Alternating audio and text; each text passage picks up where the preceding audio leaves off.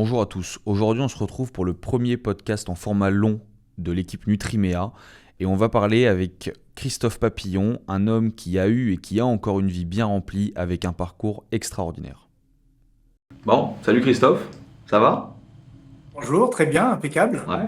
Bon, nous on se connaît, on se connaît un petit peu, mais je te laisse te présenter rapidement ce que tu faisais avant, parcours militaire, les traversées dont on a parlé, et un petit peu ce que tu fais maintenant pour que les gens te découvrent. Tout d'abord, bonjour à tous. Je m'appelle Christophe Papillon, j'ai presque 58 ans.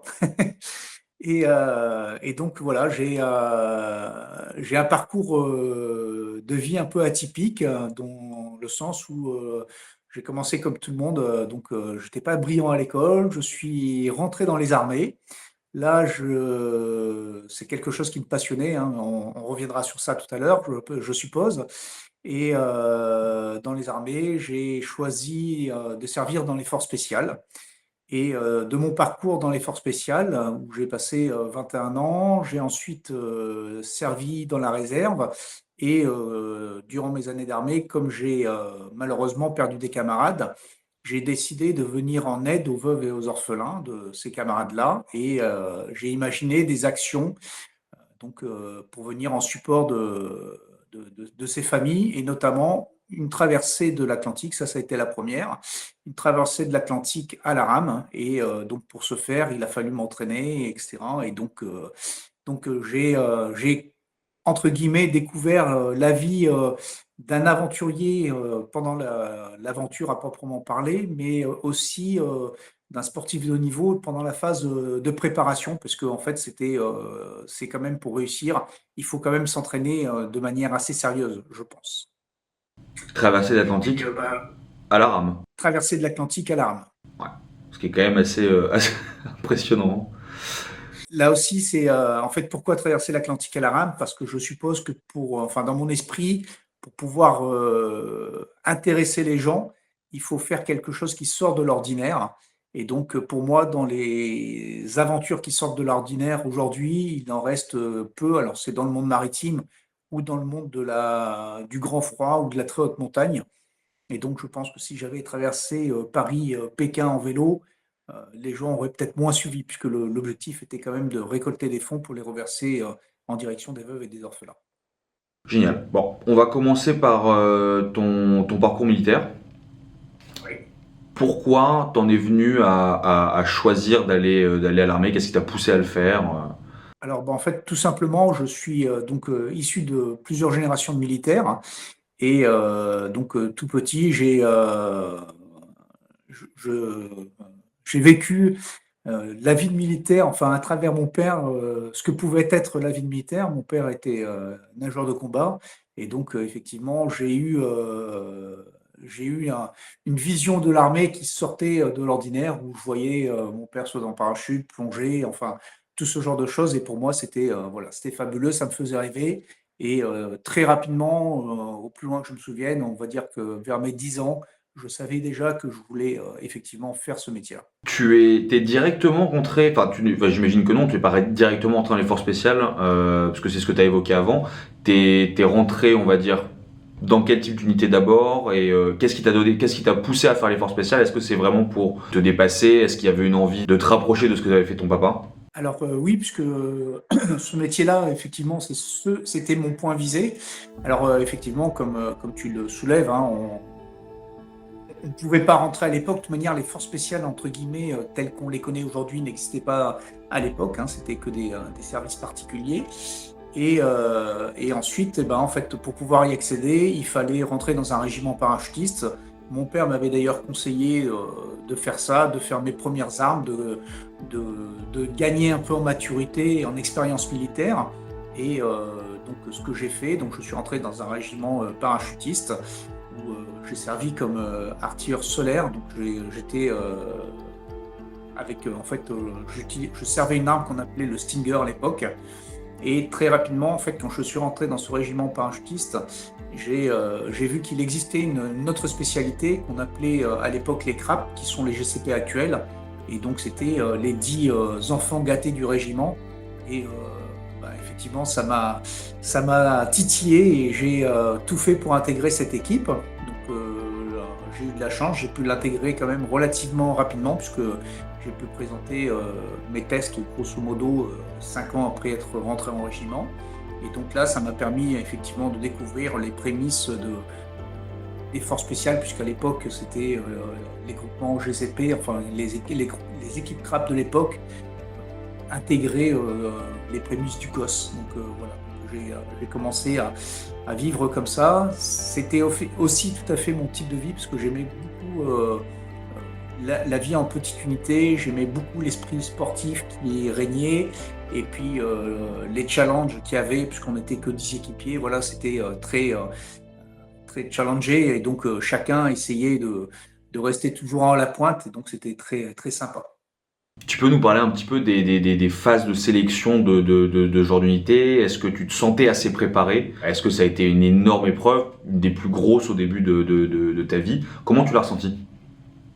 Alors j'ai de la chance, j'ai quand même, comme j'adorais le métier de militaire et que mon père était instructeur à l'école de plongée au cours nageur de combat, j'ai j'ai assez tôt commencé à faire du sport, le suivre quand il partait courir, etc. Donc quand je suis arrivé à l'armée, je savais à peu près courir, donc j'avais quand même une petite expérience puisque j'ai réussi même à être champion du Var à l'époque, hein. Et donc voilà, courir, c'était pas tellement un problème pour moi. Donc effectivement, ça m'a permis aussi de me démarquer par rapport à mes camarades assez facilement, enfin un peu plus facilement. Et puis bon, à l'armée, après, on apprend comme tout, on apprend à faire des pompes, on apprend à monter à la corde, le parcours du combattant, etc. Effectivement, le côté physique, alors il a fallu apprendre quand même, hein, parce que on ne fait pas ça dans le monde civil, mais voilà, j'avais quelques facilités, et pareil avec mes camarades qui avaient plus ou moins les mêmes points visés, on se stimulait mutuellement. Et donc oui, c'est des épreuves qui peuvent quand même être assez difficiles, parce que pour la sélection des chutes Ops, en fait, on a un 30 kg avec un sac à dos à 11 kg à effectuer. Enfin, avant, on a un premier, un 1500, un 8 kg. On a des épreuves de natation, des épreuves de grimper de corde, des tractions, des pompes, des abdos, enfin tout et le test final, c'est un 30 km à effectuer. Et donc, il faut rentrer. Alors là, c'est des sélections régimentaires avant d'aller au stage. Et donc, il y a X candidats, et on sait que ben, seuls les premiers pourront prétendre à partir en stage. Donc, il faut, comme on dit dans l'armée, ben, il faut sortir les doigts pour essayer d'arriver dans les premiers. Et voilà, je sors un peu du cadre, mais en dehors de la sélection et des épreuves à passer lors de la formation, on va dire l'équivalent de GCP aujourd'hui. Ouais. Quand tu es rentré dans l'armée, moi je me demande, est-ce que le Luc Léger existait déjà? Non. Alors, à l'époque, on avait une autre épreuve qu'on appelait le test de Cooper. Et là aussi, en fait, dans les régiments para, le niveau physique est quand même était pas trop mauvais. Et tous les matins, tous les matins, les gens allaient courir. Donc, on avait une demi-heure, 1 heure de course à pied. Donc, on courait entre 8 et 10 kilomètres. On avait des épreuves donc pour rester parachutiste et pour être parachutiste, en fait, on a pareil des tractions à fournir, des pompes et ce fameux test Cooper. Et le test Cooper, en fait, c'est une course un maximum de distance sur un temps donné. En l'occurrence, c'était 12 minutes. Et donc, pour avoir 20 de mémoire, il fallait faire 3200 mètres. Et bah, si on dépassait, bah, c'était du bonus, quoi. Voilà. Ok. Parce que tu vois, moi je me suis toujours fait étendre, je le faisais à la maison un peu avant. Le Luc Léger, ça a toujours été un enfer pour moi. Toujours. Et alors, après, j'ai connu le Luc Léger, hein, parce que notamment là, je fais aussi du pompier, etc. Maintenant, c'est l'épreuve phare dans beaucoup de domaines. Et effectivement, ça peut surprendre. En fait, là, pour de bon, c'est assez facile pour des gens qui ont l'habitude de faire du fond, euh, donc du demi-fond ou du fond. Mais effectivement, pour des gens qui ne sont pas habitués à faire de la distance, ça peut être surprenant. Ça l'est. Bon, donc on imagine évidemment que à travers ton parcours, t'as été déployé plusieurs fois. C'est quoi, on va dire, les endroits où tu as été envoyé en règle générale? Et surtout, est-ce qu'il y a un endroit un peu dingue où tu as été envoyé et dont tu te rappelles plus que les autres aujourd'hui? Alors, j'ai eu la chance d'être pas mal déployé du fait déjà de ma première spécialité en étant Stinger. Alors, c'était principalement sur l'Afrique, hein, notamment le Tchad, etc. Après, oui, j'ai la chance, j'ai été déployé un peu de partout, que ce soit l'Afghanistan, l'Irak et des choses complètement autres. Par exemple, j'ai eu la chance d'être déployé au Botswana. Ça, c'est un souvenir fabuleux parce que effectivement, voilà, c'était un pays où les probabilités d'aller étaient limitées. C'était vraiment une belle expérience pour moi, une belle expérience humaine. Après, oui, des aventures, enfin des faits marquants. Il y a eu, ben, pour les gens de ma génération, il y a eu le Rwanda, il y a eu la Yougoslavie, il y a eu ce genre de déploiement qui, effectivement, ont laissé des souvenirs. Alors là aussi, c'est le paradoxe. Des fois, il y a des souvenirs, de tristes souvenirs, mais il y a aussi, dans les déploiements militaires, des moments de joie intense. C'est c'est assez, c'est assez bizarre parce qu'on peut faire la pointe et la descente, parfois même des fois dans la même journée. Donc voilà. Est-ce qu'il y a une anecdote, un moment, on va dire, de vie que tu as envie de partager sur un de tes déploiements, un moment que tu trouves assez fort, qui est important pour toi?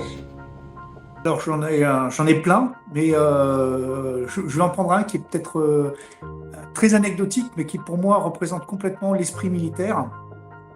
On faisait un stage survie et un de mes camarades avait réussi à cacher une pâte de fruits. Cette pâte de fruits, il aurait pu la manger tout seul et personne n'aurait jamais su.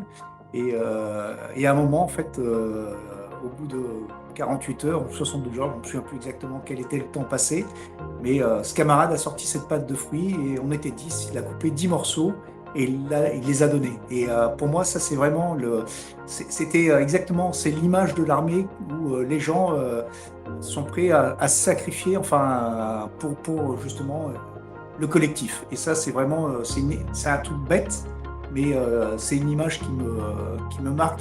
Et une deuxième anecdote, alors que j'ai pas vécu moi directement, mais deux de mes camarades, donc à l'époque, c'était les prémices des Walkman, et un de mes camarades avait un Walkman, et donc ils étaient projetés, et le deuxième n'en avait pas, il a cassé son casque pour pouvoir faire écouter à son copain, que son copain puisse écouter de la musique en même temps. Voilà, donc ça, pour moi, ça, c'est des vrais gages de camaraderie, et c'est des gestes, en fait, on ne peut pas les inventer, c'est vraiment des gestes qu'on retrouve à l'armée. Ah, c'est chouette. C'est un peu de là qu'on pourrait tirer l'expression frère d'armes. Ça fait partie de ça. Après, il y a multitude, il y a pléthore d'anecdotes comme ça, il y en a plein, hein. Mais effectivement, je pense que dans le monde où on vit, l'armée est encore l'un des rares endroits où les gens connaissent le vrai mot de l'esprit de solidarité. Tu vois, ce que je trouve chouette aussi dans ce genre de moment, c'est, je trouve qu'il y a, comment dire, une sorte de plaisir des petites choses, des choses simples qu'on perd souvent d'ailleurs dans la vie de tous les jours, avec un mode de vie en ville, avec un boulot, on va dire, plus classique, etc. Qu'on va retrouver notamment à l'armée et que je trouve assez chouette. Parce qu'on le perd aujourd'hui, nous. Tout à fait. Et puis les joies simples, en fait, tout à l'heure tu parlais, mais notamment dans les projections, les choses comme ça, et ben effectivement, à un moment, on va se retrouver à devoir partager un instant, un petit rien, un moment de vie, et qui prend tout son sens parce qu'il y a des milliers de kilomètres qui séparent, et puis que ben voilà, c'est la famille du moment, c'est des projections, c'est entre 4 et 6 mois en règle générale. Et donc, effectivement, ben, pour reprendre, c'est vraiment des frères d'armes, c'est la famille de l'instant pendant 4 ou 6 mois, et on est obligé de compter les uns sur les autres. Et ça, ça crée des liens fantastiques. Ça arrive souvent d'avoir enfin souvent j'imagine et j'espère que non, mais ça arrive souvent d'avoir des mecs justement avec des gars avec qui tu pars, avec qui il arrive un problème justement où tu te rends compte que bah, finalement tu peux pas compter dessus. Et qu'est-ce qui arrive ensuite quand un cas comme ça arrive, qu'est-ce qui se passe? Alors, j'imagine que ça existe. j'ai jamais eu à connaître cette expérience-là. Il y a déjà eu des incidents où les gens, parce que fatigués, parce que X raisons, il y a eu des frictions. Mais là aussi, les gens savent parfois se mettre un coup de poing et 10 minutes après boire une bière ensemble. Ça aussi, c'est une des choses qu'on retrouve à l'armée, c'est que bah, des fois, en fait, c'est des explications claires et viriles, mais une fois que c'est fait, c'est dit et c'est passé. Est-ce que tu trouves que le niveau à l'armée, même l'armée en général, a beaucoup évolué? Est-ce que toi, tu te supplémentais à l'époque quand tu y étais? Et est-ce que tu encouragerais les jeunes à le faire aujourd'hui? Pourquoi? Alors, nous, à l'époque, on avait très peu de choix. Il n'y avait pas beaucoup de possibilités pour effectivement se, se booster, entre guillemets. Alors, on avait à l'époque, mais c'était plus de l'ordre du mythe qu'autre chose, les guronzans. Donc, pour tenir des nuits, moi, je me souviens avoir mis des cachets de guronzans effervescents sous la langue. On se retrouvait avec la mouche qui boussait, etc. Ça n'avait pas vraiment un impact. Alors, oui, je pense que l'armée a changé. Notamment dans la préparation des gens, l'armée a évolué, hein, tout évolue.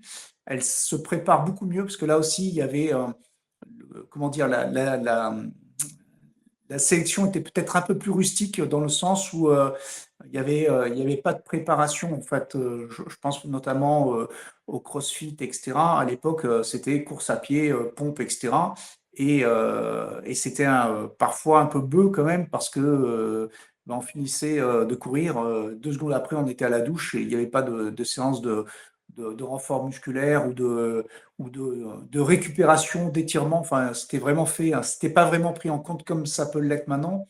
Et je pense que ne serait-ce que par ce fait-là, maintenant les armées ont évolué. Après aussi techniquement, hein, les armées ont évolué. Et par contre, en échange, il y avait peut-être à contrario, peut-être plus de camaraderie et plus d'esprit d'équipe parce que les gens bah, il n'y avait pas le téléphone portable, donc ils étaient obligés de réellement vivre ensemble. Mais pour en revenir sur un point de vue physique, oui, je pense que c'est important de prendre des compléments, etc. Parce que effectivement, bah, le corps humain, quand on le met, on le pousse, a besoin d'être aidé. Et aujourd'hui, moi, je le fais sans problème, hein, sur des choses très simples, hein, du collagène, du magnésium, des oméga 3, etc., ou alors du Q10. Voilà, je pense qu'aujourd'hui, eh ben, voilà, quand on arrive dans des états de fatigue, eh ben, si on a une possibilité d'aide extérieure, il ne faut pas hésiter à la prendre. Ça soutient. Ben, tu vois, là on aborde l'aspect, on va dire, plus supplémentation, mais même au niveau nutrition, est-ce que tu as vu les rations évoluer au fil du temps ou est-ce qu'elles sont restées relativement semblables à ce qu'elles étaient à l'époque? Alors, quand je suis rentré à l'armée, donc les rations étaient beaucoup moins variés, beaucoup moins qualitatif. En fait, à l'époque, mais j'ai pas connu ça très longtemps. En fait, j'ai connu les anciens modèles de rations où on avait un paquet de cigarettes, un tube de gnôle dedans, une boîte de gros Jean, une boîte de sardines, une soupe, et c'était répétitif. C'était la même chose. Il y avait un gros biscuit BN, on faisait un gros gloubi-boulga de tout ça et on mangeait. Ça tenait au ventre, hein, il n'y avait pas de souci. Mais effectivement, quelques années après, les rations ont très vite évolué et on est arrivé aux rations qu'on a actuellement. Oui, je pense que les rations aujourd'hui, les rations françaises sont très bien faites. Et là aussi, j'ai souvenir de quelques déploiements où la ration française se négociait contre 2 ou 3 rations américaines ou autres, parce que effectivement, elles sont bien faites, elles sont bien étudiées, elles ont un bon équilibre. Et là aussi, pareil, dans certaines rations, dans les rations commando, etc., on a des petits compléments du style des cachets de magnésium ou des choses comme ça. On va passer à la traversée maintenant. Avant de parler de la traversée de l'Atlantique, on en avait parlé la dernière fois, il y a eu un premier essai sur la Méditerranée pour allier Calvi au sud de la France, c'est ça? Tout à fait. Alors, en fait, pourquoi un premier essai? Tout simplement parce que le bateau avec lequel j'ai traversé l'Atlantique m'a été prêté et donc il a fallu le refaire parce qu'il n'avait pas vu l'eau depuis un certain temps. Donc, je l'ai remis complètement en l'état, je me le suis approprié et comme tout travail sur un bateau, il faut voir quand même avant de partir traverser l'Atlantique si c'est étanche. Pour affronter l'océan Atlantique en toute sécurité, Christophe a besoin d'un bateau léger, manœuvrable et résistant. C'est l'association SACO, regroupant des membres des commandos marines, qui le lui prête. Pas moins de 2000 heures de travail sont nécessaires à la préparation et au conditionnement dans l'embarcation. Ce bateau, d'une longueur de 8 mètres sur une largeur de 1,60 m, est baptisé RKKD par Christophe. Et donc là aussi, pour chercher, pour voir, parce que je n'avais jamais fait d'aviron de haute mer, etc., pour voir si j'étais, avoir des sensations, quels allaient être les problèmes que j'allais rencontrer, voir si le bateau était étanche, et aussi, parce que ça aussi, ça a été un gros travail, réussir à faire venir des gens, en fait, à intéresser des gens à travers cet objectif de récolter des fonds et donc d'intéresser les gens à la traversée. Donc je m'étais lancé le défi de traverser de Monaco à Calvi. Alors, ça a été une drôle d'aventure parce que donc je me suis un peu fait prendre entre guillemets par le temps, dans le sens où en fait pour pouvoir faire un peu de buzz entre guillemets, j'avais imaginé arriver pendant la passation de commandement du 2e régiment étranger de parachutistes et donc où on avait négocié une espèce de petite cérémonie. Donc c'était quelque chose pour avoir un petit peu de vue et de notoriété. Et donc en fait, quand je suis parti, on avait estimé qu'il fallait 3 à 4 jours pour faire cette traversée. Et là, malheureusement, en fait, les conditions météo n'étaient pas top hein, et elles étaient déclinantes et j'ai quand même voulu partir. Donc, je me suis retrouvé au bout de 2 jours à en fait être à peu près à mi-chemin et à dériver. En fait, le courant, comme la mer était montée et le courant était assez fort, en fait, j'ai dérivé de l'axe pour pouvoir rallier Calvi. Et donc là, c'est un avion de la Marine nationale qui me tournait autour, m'a fait comprendre à un moment que c'était loupé, qu'il fallait envisager d'abandonner et puis de prendre une option que quelqu'un vienne à mon aide. Donc ça a été quelque chose de pas facile à digérer, mais comme dans toutes mes aventures, il y a toujours un point positif. Et donc, en fait, ça m'a permis de connaître cet équipage-là, puisque le gars au départ qui était un peu dur, enfin pas un peu dur, mais qui faisait son boulot en me disant, bah voilà, on va trouver une solution pour vous exfiltrer, etc., enfin pour vous trouver des secours. En fait, quand il a compris un peu ma détresse et puis ce pourquoi je traversais, etc., en fait, il est venu en aide et une fois que j'ai été rapatrié, il m'avait même proposé de monter, donc c'est des gens qui sont basés en Bretagne, de monter en Bretagne pour voir justement et planifier après la traversée de l'Atlantique. Et comme un bonheur n'arrive jamais seul, c'est lui qui a traversé quand je suis arrivé. Et j'ai pu aller déjeuner avec lui puisqu'il avait traversé pour moi, mes derniers mètres. Et donc, on a déjeuné en Martinique ensemble. Du coup, j'imagine que pour la deuxième traversée, celle pour laquelle on se voit notamment, tu as eu une phase de préparation qui a été, j'imagine, du coup plus importante, où tu as quand même plus analysé les conditions météorologiques avant, et même au niveau préparation physique, qu'est-ce que tu as fait pour te préparer différemment? Je sais qu'on a été 2 boîtes de compléments à t'envoyer des produits pour te soutenir dans le projet. Comment tu l'as ressenti au niveau préparation et au niveau entraînement? Alors, effectivement, ça m'a permis de modifier un tout petit peu le bateau. Alors, la préparation physique, en fait, en fait, c'était plus le bateau qui allait déterminer le temps, le timing de la préparation que le physique. Mais par contre, effectivement, les produits que vous m'avez donnés, etc., m'ont aidé parce que, en fait, là aussi, j'ai eu de la chance. C'est que j'ai un organisme qui s'appelle l'ITEPS, qui est à Toulouse, en fait, qui s'occupe euh, de rééduquer des malades, mais surtout des sportifs de haut niveau, etc., enfin, de les remettre, m'avait pris en compte. Et donc, on faisait beaucoup de phases d'entraînement. Et donc, je ramais à cette époque-là, en fait, l'idée, c'était de ramer 4 heures par jour. Et donc, ben, en fait, il me fallait quand même des phases de récupération. Donc, j'avais de la détente, effectivement, le droit à des massages, des jacuzzis, de la cryo pour récupérer, mais effectivement, comment dire, tous les aliments, les compléments alimentaires, etc., pour régénérer le corps, effectivement, ont été très, très utiles. Ça, c'est certain que, par exemple, le Q10, en plus, je l'ai fait, j'avais quand même 50 ans. Voilà, l'état de fatigue n'est pas le même que quand on a 30 ans. Donc, effectivement, des palliatifs comme ça, c'est intéressant parce que on récupère beaucoup plus facilement.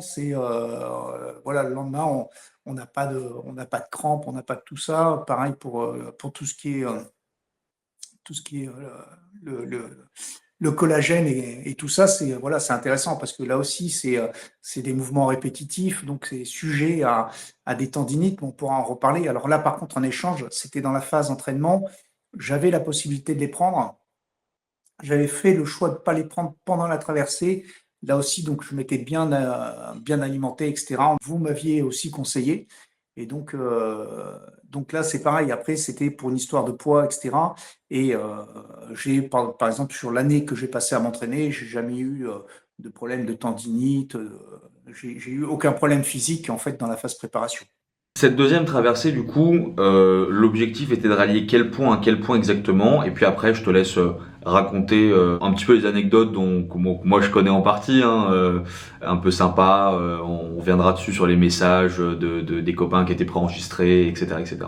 Donc l'objectif, c'était de traverser donc l'Atlantique. Alors il existait une course, hein, il existe toujours une course qui s'appelle Ram Guyane, mais pour moi, en fait, c'était pas l'aventure sportive qui m'intéressait, c'était réellement de récupérer des fonds pour les reverser donc en direction des veuves et des orphelins. Et donc l'aventure Ram Guyane coûtait grosso modo entre 70 000 et 90 000 euros. Et donc il n'était pas question que je dépense d'argent pour ça. Et donc, je me suis dit, ben, je vais me coller le plus près possible de cette aventure-là. Donc, au lieu de partir du Sénégal, j'ai décidé que j'allais partir du dernier point le plus au sud de l'Europe, donc en l'occurrence les îles Canaries, et pour être plus précis, El Hierro, donc, qui est l'île des Canaries qui est la plus au sud. Et j'allais arriver en Martinique, puisque c'était la trace la plus directe. Et alors, la seule différence, c'est qu'on est un tout petit peu moins dans le cône des Alizés. Et puis, ça rajoute quasiment 1000 km de plus, puisque en fait, la distance à vol d'oiseau entre les îles Canaries et la Martinique, c'est 5400 km. Dans la réalité des faits, en fait, parce que j'avais un tracker, ça a été quasiment 7000, c'était 6900 et quelques défectués, puisque avec les courants, ponctuellement reculés, etc., enfin voilà, toutes les dérives, etc., qui allaient arriver, ben, en fait, voilà, ça fait 7000 km. Alors, cette aventure, c'était une aventure qui est quand même fabuleuse, parce que pour moi, je pense que c'est le seul moment, enfin, ça avec des aventures, des traversées de l'Antarctique ou de l'Arctique ou des choses comme ça, c'est les seuls moments où on peut se retrouver vraiment seul, puisque je l'ai fait en solitaire. Et là, il n'y a pas de possibilité, en fait, il n'y a pas de bouton rouge, même si. Et on voit personne déjà, et puis il n'y a pas de bouton rouge si on veut arrêter, c'est parti. De toute manière, il faut aller de l'autre côté, ou, euh, ou alors il faut appeler les secours, mais voilà, ils n'arriveront pas tout de suite.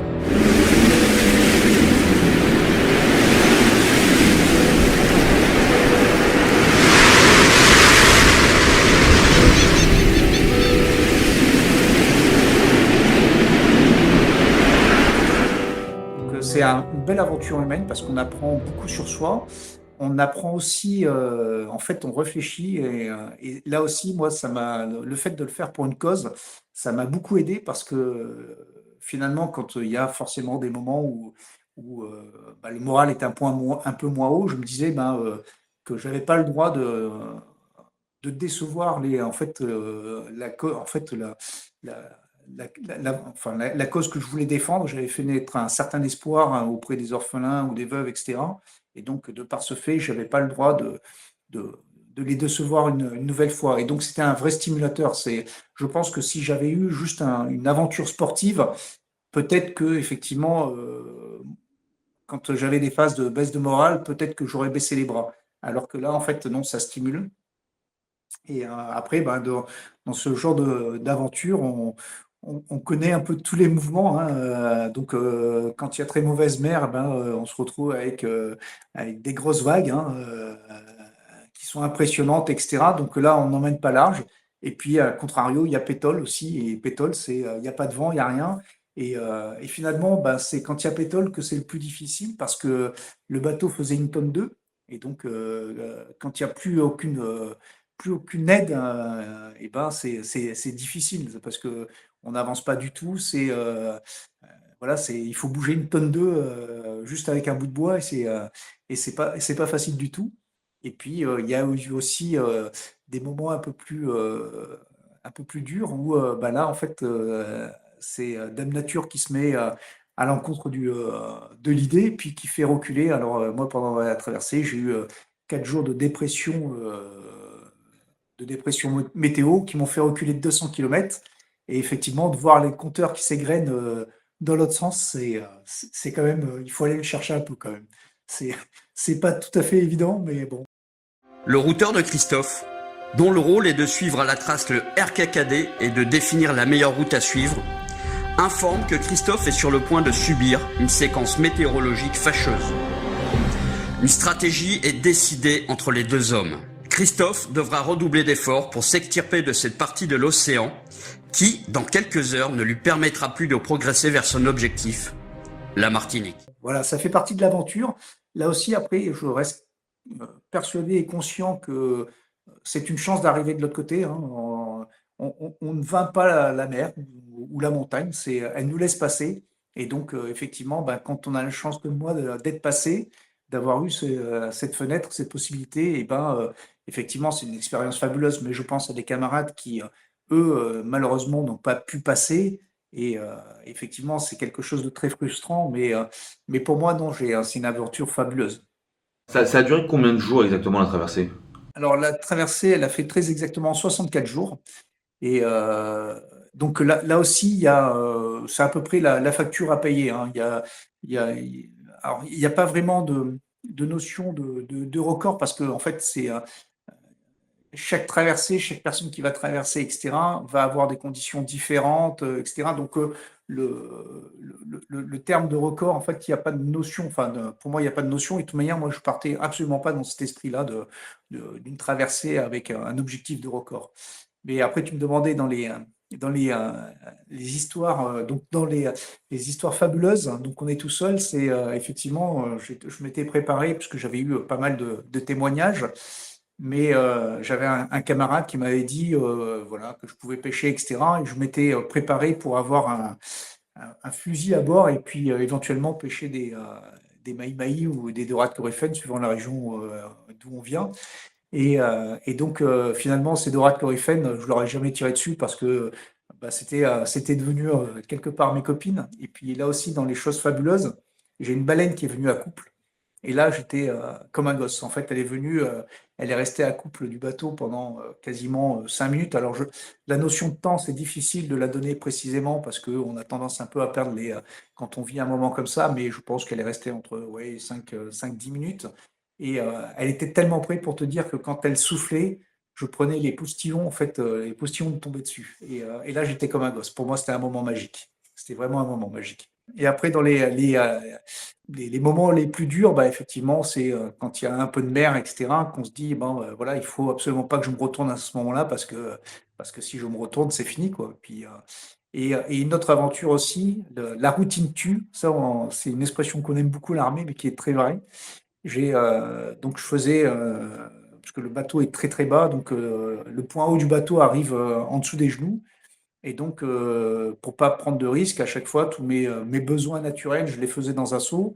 Et un jour, par fainéantise, en fait, le seau était à 1,50 m. Je me suis dit, bon, bah, euh, il y avait un peu de mer, mais c'était sur le final, je m'étais un peu habitué, donc il devait y avoir une mer avec des vagues de 2 ou 3 mètres. Et j'ai décidé de pisser par-dessus le bastingage. Et finalement, bah, il y a une vague qui est arrivée que j'ai pas vue et j'ai eu la chance d'avoir le réflexe de me récupérer. Mais en fait, là, quand je me suis récupéré, je me suis dit, bah, c'est trop bête, je serais passé de l'autre côté du bateau. Euh, la loi de Murphy fait que on prend un coup sur la tête ou autre, et puis Hmm. c'est la fin de l'aventure, quoi. Et donc, effectivement, je, là, c'est pas la première fois que je testais ça, mais effectivement, la routine tue. Moi, j'ai un truc, j'aimerais bien que t'en parles, parce que enfin, à chaque fois, enfin, de toute façon, je pense qu'à chaque fois qu'on s'appelle, on en reparle. Je trouve ça génial. C'est les messages préenregistrés Ah oui. au niveau moral. Bah, je te laisse expliquer. Alors en fait, comme je suis un peu une truffe quand même au niveau informatique, j'avais eu une bonne idée. J'avais demandé à des copains de me mettre sur clé USB, hein, donc des messages de soutien, enfin ce qu'ils voulaient. Je leur ai dit, bah, envoyez-moi des messages.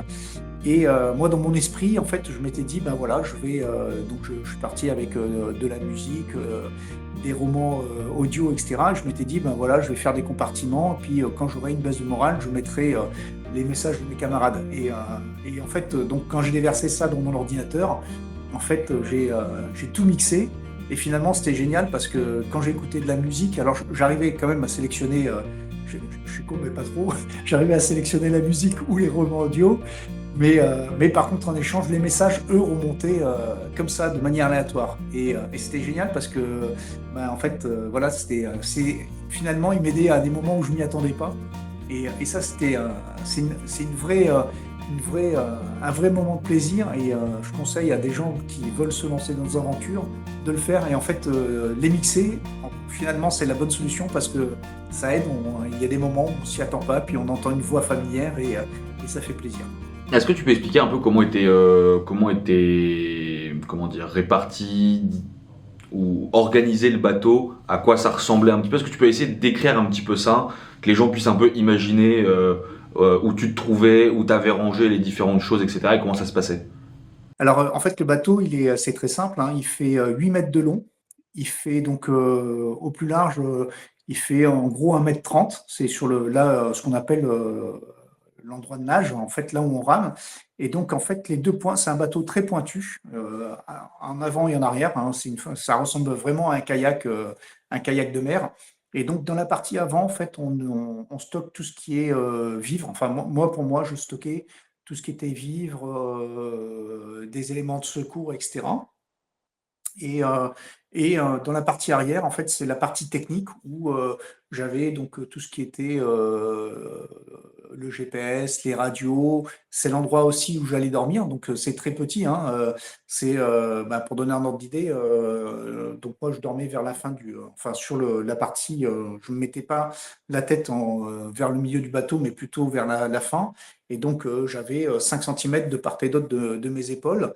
Et donc, le bateau, en fait, finissait comme ça. Et pour dormir, parce que comme ça bouge, en fait, je mettais un casque de boxe parce que, tout simplement, bah, de temps en temps, quand on se relâche, on prend des droites ou des gauches, mais par le bateau, ce coup-là. Et donc voilà, c'est assez rustique, hein, puisque là aussi, pareil, le plafond, il est 20 cm à peu près au-dessus. Ça fait un peu cercueil, mais bon, c'est comme ça. Et donc là aussi, c'est assez rustique parce que très rapidement, tout devient humide à l'intérieur. Il n'y a pas de luxe, entre guillemets, hein. C'était un matelas gonflable.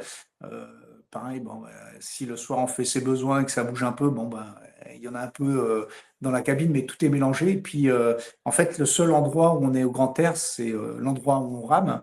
Et, euh, et donc là, ben, effectivement, là, on est assis, donc on a un siège à roulettes, et c'est un geste d'aviron avec un mouvement entre jambes et bras et jambes, et donc avec un siège pour accompagner le mouvement. Mais malgré ça, en fait, là aussi, comme on est très peu, on est vraiment très près de l'eau, on a une trentaine de centimètres de haut, on est en permanence mouillé, donc on se ramasse des escarres.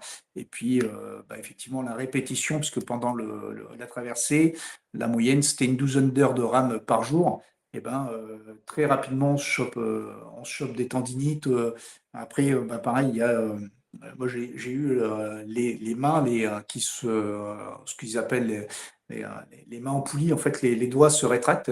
Et en fait, à force de faire les mouvements comme ça, et ben, il m'a fallu, une fois qu'on a eu fini, une petite semaine pour réussir à déployer les mains normalement. Puis bon, bah, voilà, après, on a des escarres, on a ce genre de plaisir aussi, mais ça fait partie de la facture. à payer. Tu arrives à pouvoir te reposer à peu près convenablement de temps en temps, ou sur la durée de la traversée, ça a quand même été très très très compliqué de même pouvoir se reposer à peu près comme il faut. Alors moi j'ai de la chance, je ne suis pas un gros dormeur. Alors j'ai pas besoin de beaucoup d'heures de sommeil. En moyenne, je pense que les nuits, c'était 4 à 5 heures par nuit, grand max. Et en fait, j'avais trouvé une technique. Donc je me mettais, soit je me mettais plat dos en début de nuit quand la nuit était la mer était à peu près calme, ou quand ça bougeait, en fait, je me mettais en position de fœtus et je me mettais le dos à une paroi et je me calais les genoux sur la paroi de l'autre côté et je m'endormais comme ça. Et donc, de toute manière, dans le bateau, ça reste inconfortable, mais une fois on est réveillé, il n'y a pas grand-chose à faire, hein. Je petit déjeuner, donc et puis après, ben, on part ramer parce que de toute manière, voilà, il y a pas grand-chose d'autre à faire. Les seuls trucs qu'on fait quand on rame pas, c'est que ben, on fait un point de situation matin et soir sur sa carte pour se positionner. Enfin, ça, c'est les règles de base pour pouvoir, et éventuellement, si jamais on n'a plus le GPS dysfonctionne ou quoi, pour pouvoir faire un cap direct, pour pouvoir savoir retrouver sa route et tout ça. Mais voilà, après, dormir, en fait, on sait que, voilà, globalement, on sait qu'on est parti pour 60 à 90 jours et donc, ça va pas être, c'est pas l'hôtel. Niveau nutrition, qu'est-ce que tu as pu manger? Comment tu te faisais à manger? Est-ce que tu avais prévu assez? Ou il y a des moments où tu as dû rationner un peu en te disant putain, ok, faut que je fasse gaffe parce que sinon, dans 2 jours, il me reste plus grand-chose. Alors, là où j'ai été le plus, où j'ai contrôlé le plus, c'est sur l'eau, parce que je suis parti avec 150 litres d'eau. Donc là aussi, ma culture militaire fait que 1 égale 0. Donc tout ce qui était vital, je l'ai forcément doublé. Et donc j'avais un dessinateur pour pouvoir faire de l'eau, mais heureusement que j'ai embarqué 150 litres d'eau, parce que mon dessinateur n'a pas fonctionné convenablement, il a même dysfonctionné sur la fin. Et donc, je savais que, grosso modo, je partais, il fallait 2 litres d'eau par homme par jour. Donc, j'étais parti. Alors là aussi, la problématique, c'est qu'on on peut pas transporter des milliards de choses parce que déjà, c'est volumineux malgré tout. Et puis, c'est difficile. Et après, dans un souci de pure économie, en fait, j'avais fait le choix de partir qu'avec des rations militaires, justement, comme quoi les rations militaires sont bien faites. Et donc, que j'avais dépoté et je mettais les boîtes les unes sur les autres avec alors les barres de céréales, ce genre de choses-là. Donc, j'avais prévu par contre de manger plus que la norme, puisque il y allait avoir une dépense calorifique quand même importante. Donc, j'étais parti avec une idée de consommer grosso modo 3000 calories par jour. Et comme je ne savais pas réellement combien de temps je partais, je m'étais fixé comme option longue 90 jours et par sécurité, parce que si jamais je perdais des boîtes ou quoi, je suis parti avec 100 jours de vivre. Donc finalement, je n'ai jamais manqué de vivre. Par contre, sur le petit film, là, pareil, les premiers jours, je suis parti avec des vivres frais, du riz, des oignons, des trucs comme ça. Donc j'ai un tout petit peu cuisiné les premiers jours, mais en fait, ça se limitait à la première semaine parce que déjà, les denrées périssent. Et puis aussi parce que ben, pendant qu'on cuisine, on rame pas et donc le bateau fait n'importe quoi pendant ce temps-là. Enfin, il dérive. Alors que là aussi, le réchaud, c'était une source. Alors, je me faisais du café chaud le matin, mais c'est une source de complications, quoi. Donc, finalement, les rations, mais là aussi, c'était pas une découverte. À l'armée, comme j'étais feignant, alors souvent, on me disait que j'étais rustique, mais non, en fait, j'étais feignant. C'est que ça me dérangeait pas de les manger froides et donc ça m'évitait de transporter un réchaud. Et voilà, je mangeais froid. Bon, bah, voilà. Manger froid, pour moi, ça ne me pose pas vraiment de problème. Alors effectivement, sur certains plats, c'est plus, c'est plus délicat que sur d'autres, hein. Euh, L'anti-saucisse, manger froid, ça va tout seul, mais euh, le porc, je ne sais plus comment s'appelle ce plat. Il y en a un à base de porc. Là, c'est effectivement, c'est râpeux. Mais bon, ça fait partie pareil, des plaisirs. Comment tu as réussi à. Parce que bon, pour les livres audio, pour écouter de la musique, les messages enregistrés, etc. Comment tu as réussi à garantir, on va dire, une certaine étanchéité, même pour toi, dans le bateau? Parce que tu me dis, il était quand même très proche de l'eau, donc j'imagine que quand il y avait des très très grosses vagues, bah, tu pouvais en prendre quand même un peu plein la gueule. Voilà. Comment tu as réussi à organiser tout ça pour pas que ce soit l'enfer à ce niveau-là? Déjà, de manière toute bête, hein, quand je rentrais ou je sortais, c'est de fermer la porte. En fait, on laisse, là aussi par sécurité, on laisse jamais la porte de la partie vie ouverte, parce que effectivement, si on remplit en eau, parce que c'est tout petit, hein, et si on remplit en eau, c'est dramatique parce que bah, pour écoper, ça sera compliqué. Mais le simple fait, par exemple, la vapeur quand on dort, etc., tout est humide. De toute manière, voilà, c'est comme quand on vit. À côté, enfin au niveau de l'eau, on voit bien que le matin, quand on se réveille, il y a de la rosée de partout, etc. Bon, ben voilà, donc là tout ce qui était sensible, je le mettais dans des sacs étanches. Donc là aussi, sacs étanches et j'avais des pots, des chauds, enfin des pots de chaux, où je mettais mes affaires que je voulais absolument garder étanches dedans. Après, oui, à terme, il y a, alors j'avais un téléphone par exemple qui, effectivement, l'air salin a fait que bah, quand je suis arrivé, il commençait à rouiller, il commençait à y avoir des traces de rouille dessus.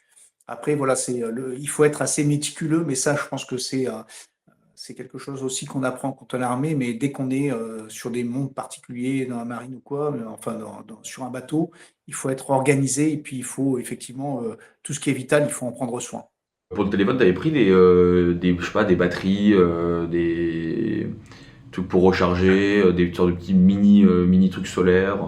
Alors j'avais des power banks, j'avais donc que je pouvais recharger. J'avais effectivement un chargeur solaire et là aussi, comme je l'ai dit tout à l'heure, en fait tout était doublé, c'est-à-dire qu'en fait j'avais donc un système.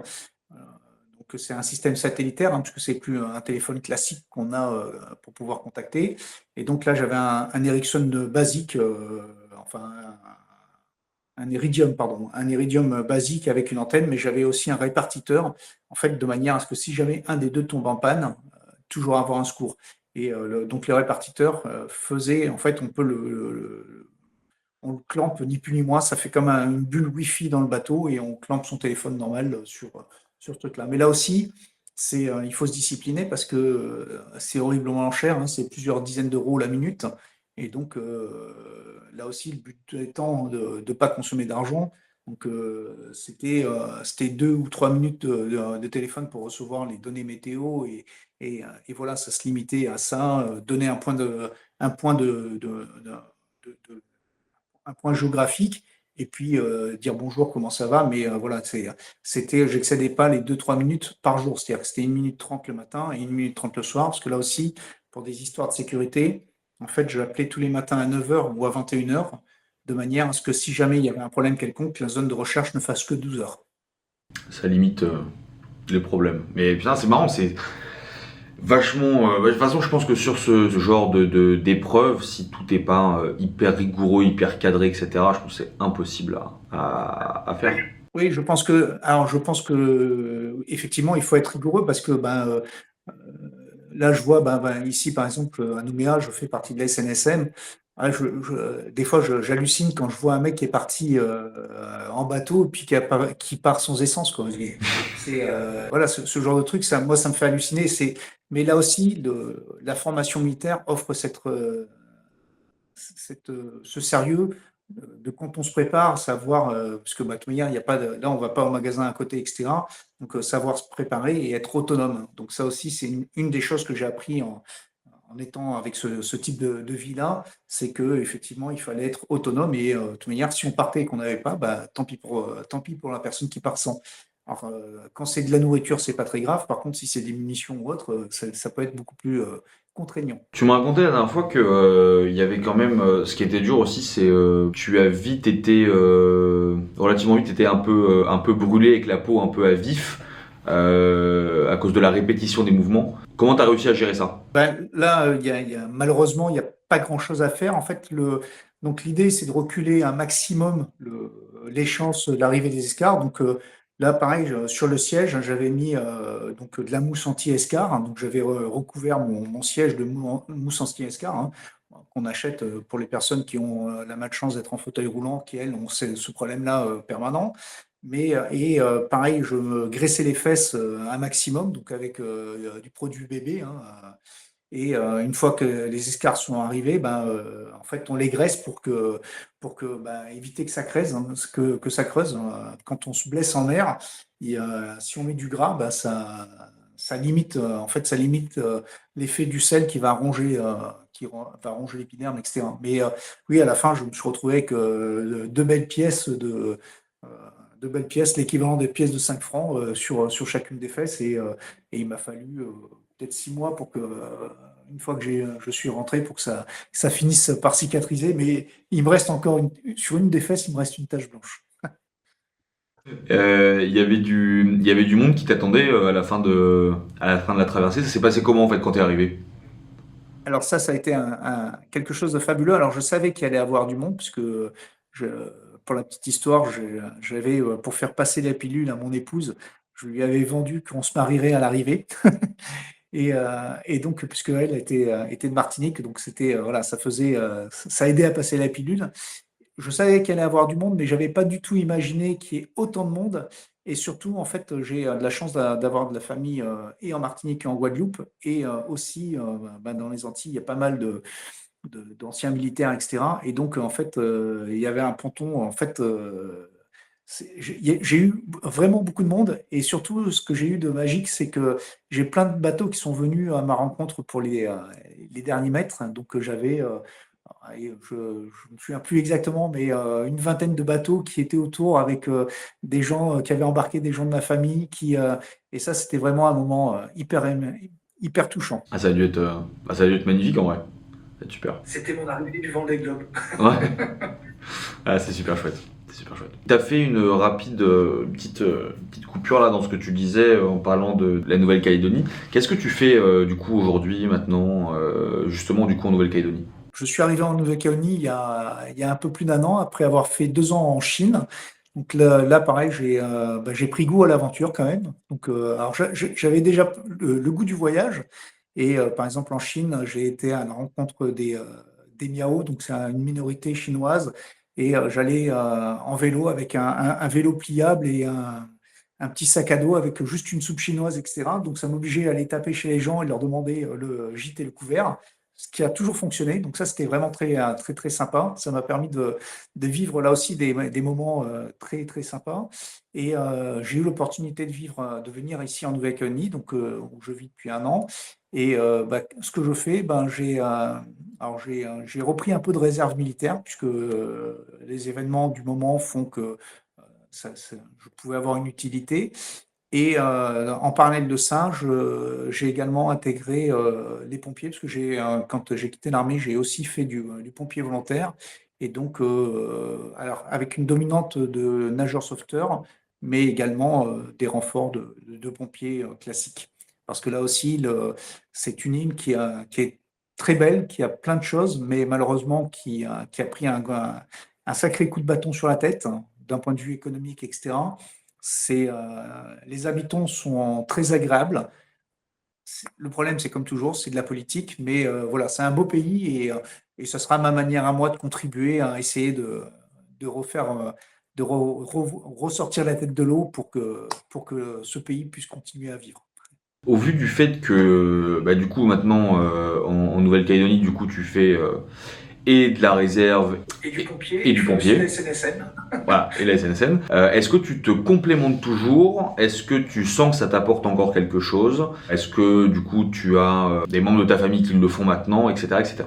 J'essaie de me complémenter ici. Alors la difficulté ici, c'est que avec la crise, alors déjà on est à 17 000 km, tout est beaucoup plus cher. Et puis voilà, la priorité aujourd'hui, c'est pas du complément alimentaire. Mais oui, j'essaye en fait justement avec ce que j'ai appris avec justement au travers de vous, puis de tout ce qu'on m'a informé.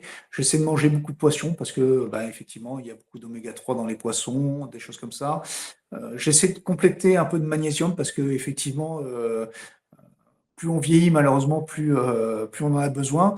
Alors, là, c'est pareil, hein. Mais tout le monde a déjà eu cette sensation, j'en suis certain. Mais là aussi, à fur et à mesure de la rue, on apprend à se connaître. C'est quand on commence à avoir des papillons blancs devant les yeux, c'est qu'on est déficitaire. Et donc, effectivement, j'essaie de trouver euh, des- de compléter, en fait, de surcharger en magnésium. Mais par exemple, ici, pour donner un ordre d'idée, la barre de chocolat, enfin, la tablette de chocolat, c'est 10 euros. Donc voilà, on cherche d'autres moyens, d'autres sources de magnésium. Mais voilà, on arrive à trouver. Mais oui, après, dans ma famille, il y a plusieurs personnes sont venues avec des compléments, des petites aides comme ça de soutien, de compléments justement alimentaires pour aider à la récupération et notamment bah, tout ce qu'on disait tout à l'heure, hein, le collagène, voilà, tous ces trucs-là. Mais effectivement, ici en Nouvelle-Calédonie, malheureusement, c'est un peu plus compliqué et plus cher. Est-ce que tu as un prochain défi en tête, un peu comme l'intéressé? Est-ce que il y a il y a une autre chose que tu as envie de faire pour les mêmes raisons que d'habitude, j'imagine, mais voilà, est-ce qu'il y a un truc en plus que tu as en tête en ce moment que tu voudrais partager éventuellement? Alors en fait, j'en ai plein d'idées. Alors non pas que je veuille pas alors j'en ai déjà une à horizon, mais là elle est beaucoup plus personnelle. C'est que avec mon épouse, mais là on se destine à horizon de 4-5 ans grand maximum, enfin de partir sur un tour du monde en catamaran sur une distance de 5 ans à peu près. Donc vraiment faire se servir d'un catamaran comme d'un camping-car et vraiment traverser le monde comme ça. Et en attendant, ben, effectivement, ça me gratte toujours quand même un peu. Il y a quelques défis que j'ai. Alors, j'aimerais, en fait, j'ai une idée ou deux, mais qui ne sont pas concrètes. Et justement, pour venir en aide à la colonie, alors là, cette fois-là, ça sera plus trop orienté vers les armées, mais pourquoi pas aussi si je trouve une famille. Mais voilà, pour faire un peu du vivre ensemble, parce que c'est ce qui a été un peu mis à mal, on va dire, sur cette période-là en Calédonie, et montrer que effectivement, je pense que quand on est un voyageur lambda, et c'est ce que je crois aujourd'hui, hein, encore une fois, il y a la politique, mais voilà, faire par exemple un tour, aller transiter dans les tribus, etc., montrer qu'on peut s'adapter, et puis que voilà, que c'est jouable. Donc j'ai des petites idées comme ça qui me grattent. C'est génial. Écoute, je te remercie du temps que tu nous as accordé. Avec grand plaisir. Et puis merci à vous d'avoir écouté le podcast et puis on se retrouve bientôt pour une prochaine émission.